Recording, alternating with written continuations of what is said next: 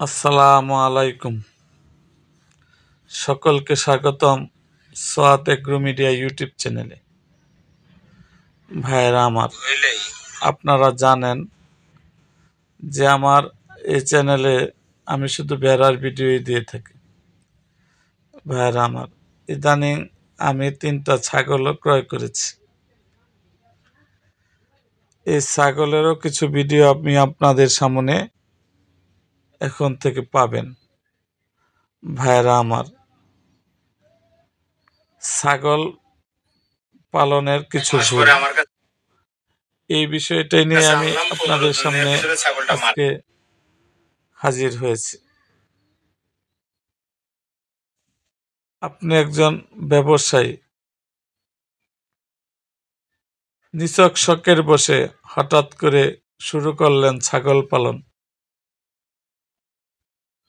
ব্যবসায়ী ব্যস্ততার কারণে ছাগলের দেখাশোনা যাবতীয় অন্যের উপর। ছাগলের থাকার ব্যবস্থা করা হলো। দিন দিন ছাগলের প্রতি আকর্ষণ বাড়তে থাকলো।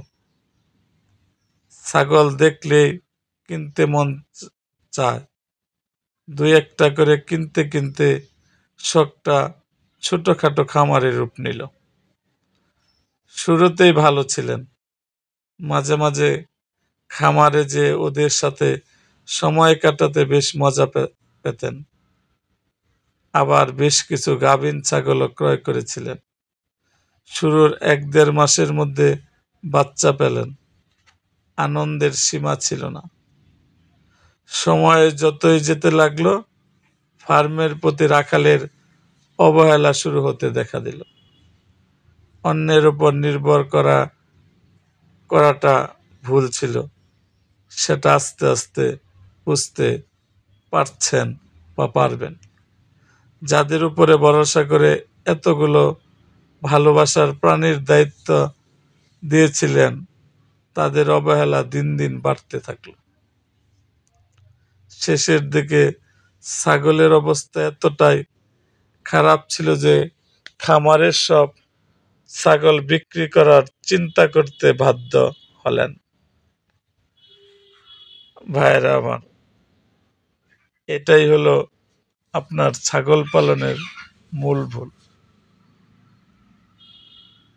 আপনার ভুলের মধ্যে ছিল কারো উপর নির্ভর হয়ে অনেক ছাগল ক্রয় করা এবং অন্যের জায়গাতে শেড নির্মাণ করার পরিকল্পনা। আপনার বাসায় হয়তো 5-6টি ছাগল পালন করা সম্ভব ছিল।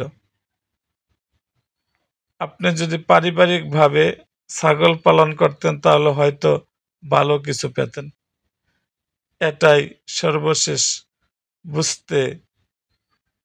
বুঝা যে 10টি ছাগল পালন করার সামর্থ্য থাকলেও 5 থেকে 6টি ছাগল দিয়ে শুরু করা।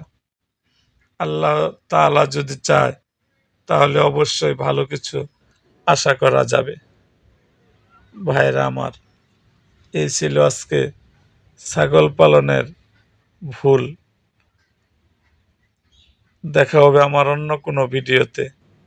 তার আগে যারা সোয়াত এগ্রো মিডিয়া ইউটিউব চ্যানেলটিকে সাবস্ক্রাইব করেন নাই, তারা সোয়াত এগ্রো মিডিয়া ইউটিউব চ্যানেলটিকে সাবস্ক্রাইব করুন এবং পাশে থাকা বেল আইকনটি বাজিয়ে দিন।